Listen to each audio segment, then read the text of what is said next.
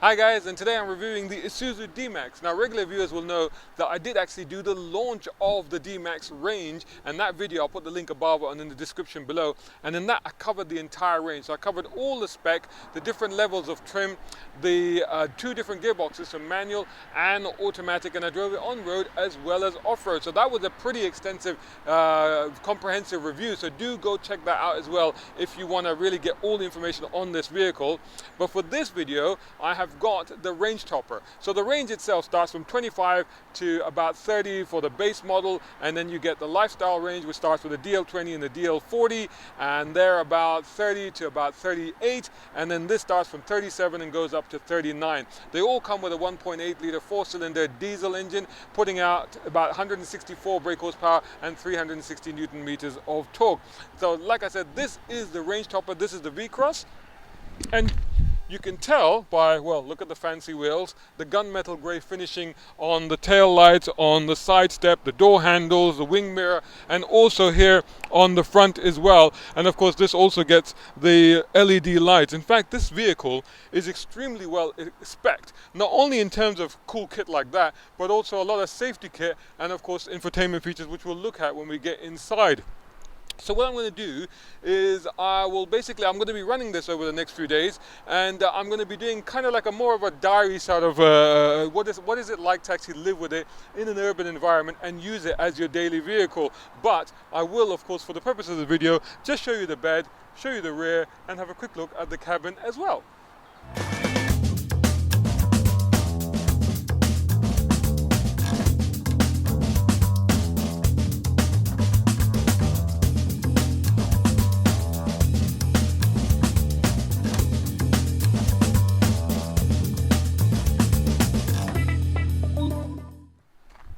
Like I said, really nicely finished tail lights, D-Max V-Cross, Isuzu inscribed there. This one's got a tow hook on it as well, and the interesting thing, it's got a reversing camera there as well. Interesting thing with that, it's a damped tailgate, so you can just let it come down as it will and no problem at all. You can then sit on here, and you've got these indentations here where you can put cups and your sandwiches, so you can sit here and watch the world go by if you want to. This one, unlike the one that I reviewed in the video previously, has actually got this really nice bed liner in it, so that's a really nice finish, but it doesn't have the cover, which you can of course specify, and I think you can get other accessories for it as well, where you can compartmentalize the rear as well. This thing has got hooks on the bed, on the rear bulkhead of the vehicle, also on the corners on this side, and also along the top as well. So a lot of versatility here, fairly usable. I'm not going to be using this space for this test, but if you wanted to, there's a fair amount of space there. But what's it like in the rear passenger compartment? This one, of course, the V-Cross top range only comes as a double cab, and the rear is rather more accommodating than you would imagine. Let's go check it out.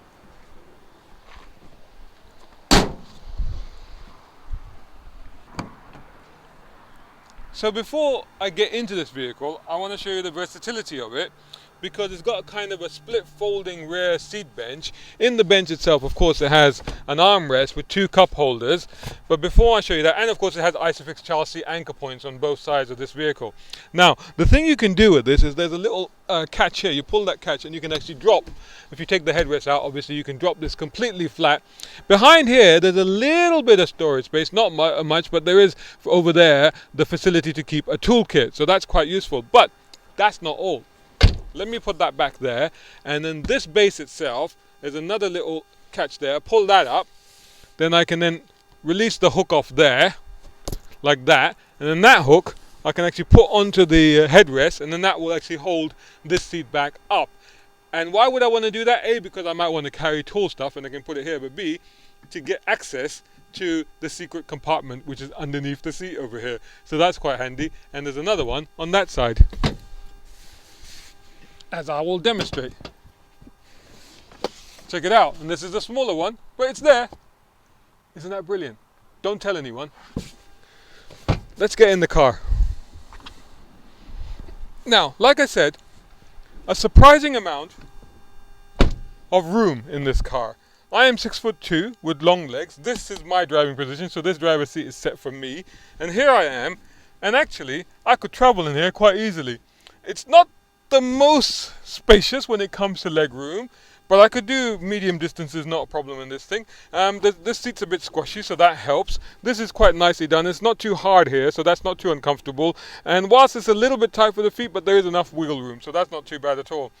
It is a little bit upright. I do feel like I'm sitting a bit upright, but on the other hand, headroom is not a problem, nor is elbow room. Back here, little compartment there. Then you've got a USB, one USB plug there as well, and you've got 2 vents, so you don't have to argue about who gets the cool air. You also got a little hook here to hang stuff, and of course a grab handle. This is interesting because here there's a hook, and it is rated for 4 kilograms. So if you get like atta or something like that, and you want to hang it somewhere, you can put it on there. So that's quite handy indeed. So I'll tell you what, this is remarkably spacious and useful in the back. What's it like in the front? Let's check that out.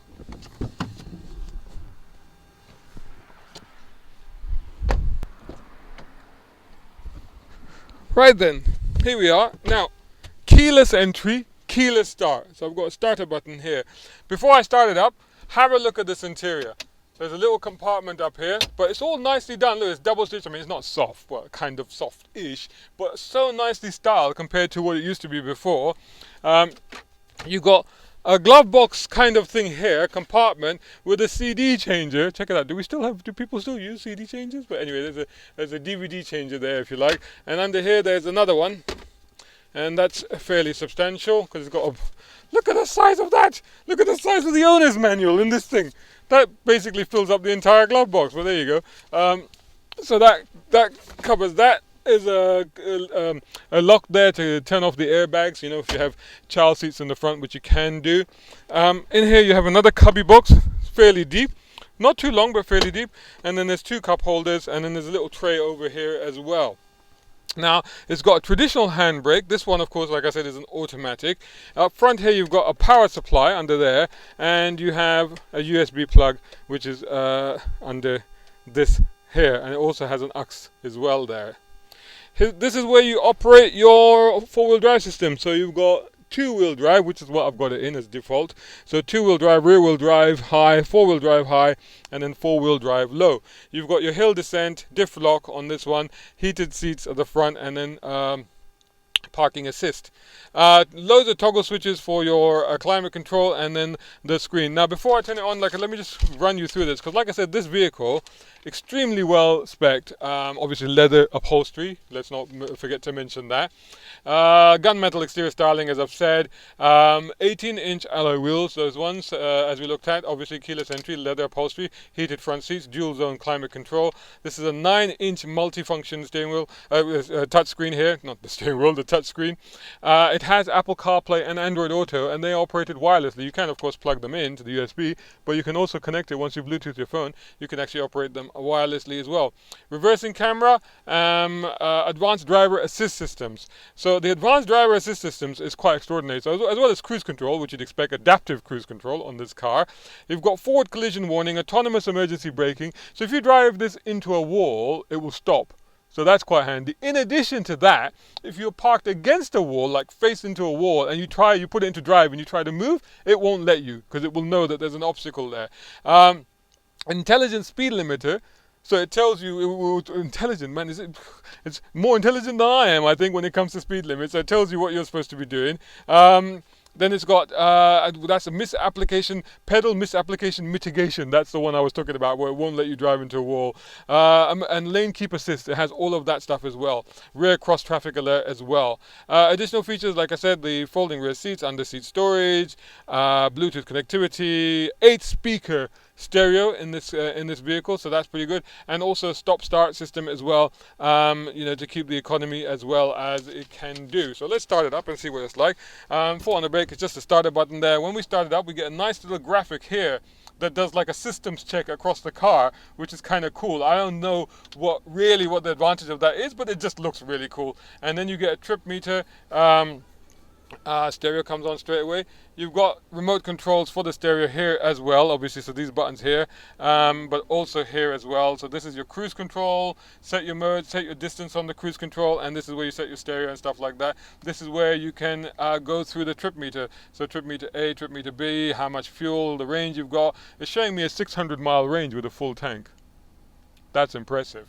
I'll be finding out if it can do that, no doubt. And it shows you the drive, so it shows you which wheels are engaged and all the rest of it, plus settings and stuff on here. This is pretty straightforward. You got a home screen. It can connect to your phone. You go into the settings and stereo and all the rest of it, and you can all the settings for your stereo can be done through. Climate control, heated seats, as I mentioned, and then your automatic gearbox. So really, that's pretty much all we got. Oh, up here you've got a glove, the compartment for your sunglasses and lights as well. That's pretty much all there is to talk about here. In terms of seating, very good visibility. Of course, you're perched quite high, you're sitting quite tall, you can see all around. And even though it's a longish car, because it's got the big bed at the back, but so far, even driving around town hasn't been a problem. But you do get a sense that it is quite big, especially in an urban environment. But placing it is relatively easy. And like I said, the reversing camera does help, and it does have lines as well to show you which way you're going. The seating position is very good. There's loads of room up for here, plenty of leg room. There is a footrest as well, and there's enough room to go past the footrest. If you want to just stretch out your leg a little bit as well, you can do that. The brake pedal doesn't get in the way. The seat is power adjusted on this side, manually adjusted on that side, but very, very comfortable. And you can put your elbow on the window if you want to, and down here as well. So all pretty good. Right.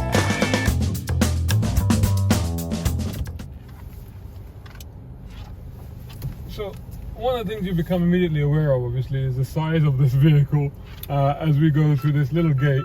And it's always a little bit of a backside clenching moment as you wonder if the gate is high enough, in which case, in this case, it is high enough, so it's fine. But sometimes this is the issue with these cars, especially when you're in an urban area, is the one thing is to remember the height of the vehicle and to make sure that you're able to get into car parks and stuff like that. If you can stand taller than the top of the vehicle, then you usually are fine. Because they're about, 2 meters? Normally 2 meters, 2 meters is slightly over 2 meters. So normally it's like, if my head is above the vehicle, the top of the vehicle, then generally it's okay. The vehicle in automatic form, now I did say in that original review that whilst I really enjoyed driving the manual gearbox, I did say at the time that this vehicle, I think especially in the top spec, and especially if you're going to use it as I'm using it around town, it keeps asking if I want to connect to the phone. So it's automatically detected the phone. So, but as I was saying, if I'm going to use it in this environment, I think automatic is best. So it's just simple, easy, and there's one less thing to worry about. I think for a lot of people that's quite relaxing. Other than that, so far so good. I'm going to be taking it for a longer drive on the motorway tomorrow, and I'll film a little bit then to see how it is on a longer run. So I had to take the Isuzu D-Max up to a BMW driving event today, up about 60 miles up the M40. Earliest start about 7:30 in the morning. It was about 6 degrees when I got in the car. Little bit of a grumpy start this morning. I didn't want to start the first time, and the second time it's fired up. And then it took a while to demist everything, but once it was warmed up, it was happy to go. One of the things I found, just to report on the mileage, it's now showing me a 495 mile range. I've done a total of 82 miles, so I've slightly lost a few miles there from the 600 range originally, but it's still pretty much on par. It's not too far off. 33.2 miles per gallon is what I've been getting. This is mostly on the motorway. Stereo's been very good. It's been cruising very well. Active cruise control works really well on this car. The other thing I noticed is this instrument, this digital display in front of me. When I start to wander out a lane, like now, okay, the steering moves. So the steering moves and lets me know, so the steering corrects. But also I get an image in the display in front that tells me that this is what's happening. So the display, so there's two things that alert you to that. One is that the steering moves to try and get you back into lane again, and secondly, the display actually shows you what's happening. The screen in the middle, one thing I found about that, because obviously the screen doesn't have a sat nav, so I've been using my phone, so plugged in my phone. You can do wireless as well, but plugged in because I wanted it fully charged. So I use Apple CarPlay. All works really well, no issues, but the screen does suffer from reflections, particularly light coming in as well, and that sometimes makes it harder to see, and you find yourself sort of moving your head around a little bit like that, just to see what it's like or what's actually happening on the screen.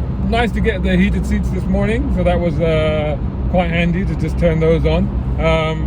down here.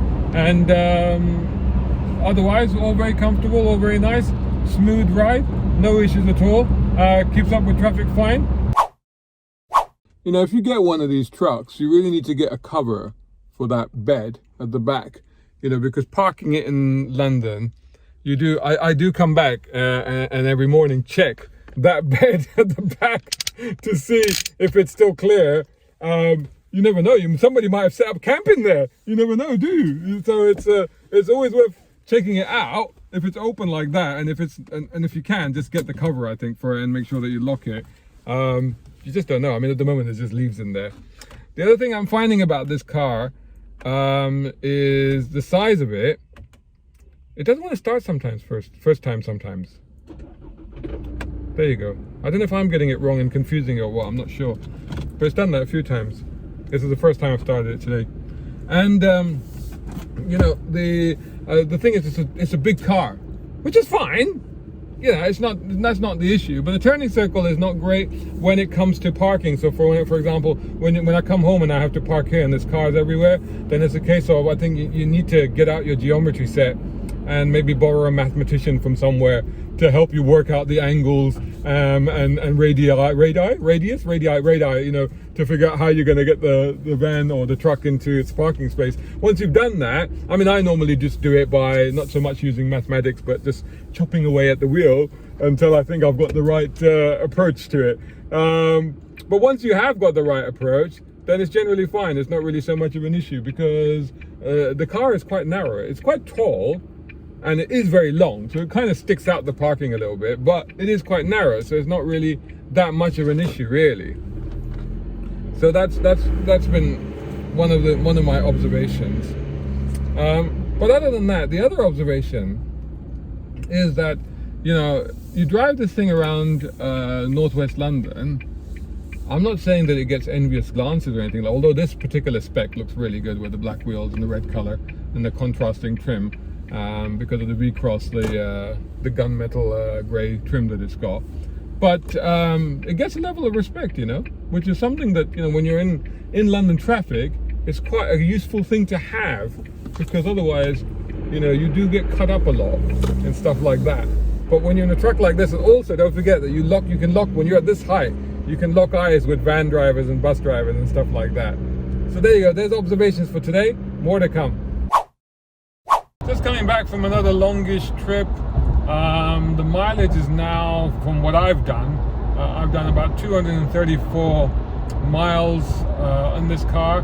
It's still showing a range of 375, so still around the 600 range that it originally showed me.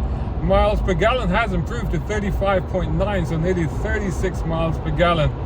I figured out the starting thing in the mornings. It probably was my mistake. It's a press and hold, so you have to hold it for a little bit longer than you normally might do as a natural instinct. If you keep the button pressed down, then it will start up. I think what I've been doing was like just stabbing at it and wondering why it hasn't started. I did mostly motorway today, but I got to drive it on some B roads, and I was reminded back to the launch that I did back when I did the launch event of the car. And one of the things I found that actually it was quite good. It was quite entertaining, you know. And again today, I was keeping up with a couple of other cars going ahead that, you know, weren't hanging about, and there was no issue. I mean, again, you're riding taller than those cars, so the center of gravity is higher, the movement rate is much higher when you're up here. But having said that, in terms of the grip and in terms of the poise and in terms of the ability, and even if you keep the diesel going, I mean, acceleration, you know, it takes a while, but if you keep it on board and you keep the momentum going, it's actually quite fun and quite entertaining to do it. And I quite enjoyed myself actually. So far so good. On the motorway, it's a great companion with the active cruise. Pretty much you can set it and it will take care of itself, and that's quite useful, you know, when you want to just set the speed and not have to worry about going too quickly or anything like that. That's quite handy. So the ride, like on the motorway here, it's a little bit jittery sometimes, but overall it's been pretty smooth. And again, on the B road, it was absolutely fine. And even the body roll and the body lean wasn't actually that much. And the brakes are a little bit better than you might expect on a truck, because often on a truck you find that you have to sort of plan ahead when it comes to braking. But this one's not too bad at all. So far so good. So there you go, completion of a week spent with the Isuzu D-Max V-Cross, the top spec car, the lifestyle-y luxury end of that otherwise highly commercial, highly industrial and workhorsey vehicle that Isuzu offers. The idea at the beginning of this video, as I said, was to see that can you live with this car on a daily basis as a daily driver in an urban environment? The answer to that simple question is an emphatic yes, you can. And that's for several reasons, not just because this is the well-equipped luxury version, which of course kind of helps, no doubt about that, but also because it's a very easy car to drive, and it's a very easy car to live with. Yeah, it is a bit long, it's a little bit big, ideally for urban use, but it's not impossible to manage. It's not a biggish issue. And as long as you got somewhere to park it, you're okay. But having said that, you know, the width is not too bad at all. And the height is very good because it gives you great, you know, panoramic view, if you like, over everything around you. So that certainly helps. So how about its use as a car in terms of its efficiency? Well, I mean that is, you know, in some ways, I mean, I know that we are hating on diesels now. I know that diesels are now out of favor. That's it, we're done with them. All those years of propaganda where we were convinced to get diesels, and then we all got diesels, and then we're like, oh no, diesels are killing everyone, we can't have that. So now we don't like diesels, we hate them, just as diesels now have become the cleanest and most efficient that they have ever been, ironically enough. So just as the diesel engine has been perfected, we've all fallen out of love with them. So this one's got a diesel. And apart from what I realize is that it needs a few extra moments to start up in the morning, but aside from that, it's been extra efficient. And the real efficiency is like, look at this. I mean, I still got half a tank of diesel left in this thing. It's showing me 375 mile range with half a tank still to go. I have done 265 miles in this car and used up half a tank, you know, and I still got 375. I mean, what are we talking here? We're talking well over 600 still. You know, and 600 is what it indicated when it came. So that's well over 600. So very, very efficient. I mean, literally, I don't know how much it costs to fuel this thing in one go, but if you fuel it, you forget about it for maybe depending how much you use it. So you can see the efficiency of that. Amazingly comfortable and serene and easy and cruise worthy on the motorway. Because you think a big, tall, pickup-y vehicle. I mean, I'm sure that, you know, I'm sure, but I know for a fact that if you got the lesser basic spec versions of this car, which aren't even carpeted and stuff like that, you would not be as, you know, you wouldn't feel as well-being in those cars as you do in this one, you know, with its leather upholstery and, you know, carpeted floor and automatic transmission. And I said at the time, although I really enjoyed driving the manual version of it, but if you're going to get a top spec version that you're going to drive around regularly, then the automatic is the way to go, and it is, you know, let's be honest. And it cruises really well on the motorway with the active cruise control that it's got on the car, lane keep assist, and all the incredible level of technology and safety features that it actually has on this thing. The ride is pretty good. Visibility, like I said, not too much of an issue, really, even, you know, with this flatbed and stuff like that, but you can see the edge of the flatbed, so you know where it is. But anyway, you have reversing cameras, so it's not really a problem.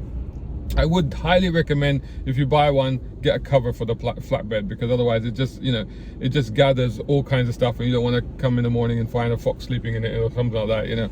And get a compartmentalized thing so that you can put shopping and stuff in there without all rolling around on the flatbed if you want. Other than that, highly usable, and don't forget those underfloor compartments in the back there as well. So overall then, what do I think of the Isuzu D-Max as an urban daily driver? Yeah, I love it, you know, but I like, you know, as a friend of mine says, I like Tonka toys. I do like Tonka toys, I like them, you know. And if you did get, I like the big American trucks even more, but those would be just about too big for, you know, London, although I've seen a few of them driving around, even the newer ones like the Ram and stuff. So I have seen them, people do use them, but I think they might be a little bit too big. But this one, and I think the vehicles of its kind, shall we say, so say from rivals such as Ford and Toyota, I think would be perfectly suitable. Would I have one? Yeah, I would.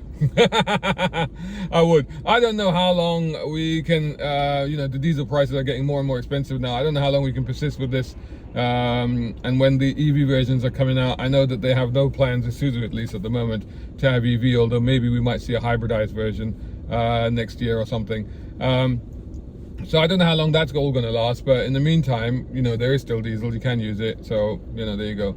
I mean, there's a slight, you know, you can hear that it's a diesel engine. You can, in this one, you can. There's a bit of a rattly thing, but, you know, and, you know, it takes a while. The initial pickup is not great, and then suddenly, once the torque kicks in, then it starts to get better. The torque is a little bit higher than you might expect, but not that high, so it comes in straight away. It's just that initial, when you move off the line, it's not necessarily as quick as you'd expect it to be. But other than that, it's comfortable, you know, it's heated seats, you know, it warms up quite nicely in the mornings and stuff like that. So all around, I think it's a really good car, and highly recommended. So, and again, ideally, like if you are somebody that perhaps either you like to do a lot of DIY, or you do have a business where you need to load around every now and then, or you need to tow something, then, you know, in that case, it's particularly ideal for you. But even if you didn't have, so there you go, just that initial, and then off it goes. It's literally like, I think, I would say 1,500. Yeah, just over 1,500, it's fine. So anyway, so if you find yourself in that particular situation where you could also use it for work or business and for leisure, it's perfect. But heck, if you just wanted it for the heck of it, and you didn't even need to ever use the bed, go for it. Why not?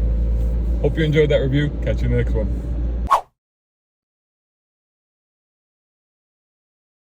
A big shout out and thanks to Jay Williams over at Air Technic, who are my top tier sponsors. Check them out for exhaust, brakes, suspension, and even body kits. Also, much appreciation to my tier 4 sponsors, Muhammad Ali Ahmed and Tom Conway Gordon. And of course, all of these other guys who have joined me on Patreon. Without their support, I can't be creating the content that I am doing. Perhaps you can join them. Head over to patreon.com/browncarguy. Even if you can't do that, make sure you're subscribing and sharing this channel, which of course is youtube.com/browncarguy.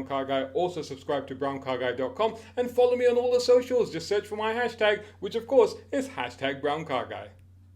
3, 2, 1. Right then. Son of a bitch.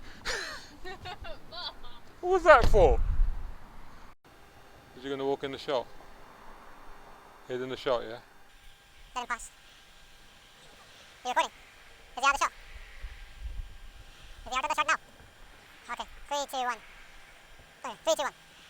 Hi guys, and welcome to a review of the Isuzu D-Max V-Cross. Now, regular viewers will know that I have done a review on this. I did an extensive review at the launch, and in that review, I covered all the different trim levels and different specs, and we took it off-road as well as trying it on-road, and we tried a manual as well as an automatic. Start it again.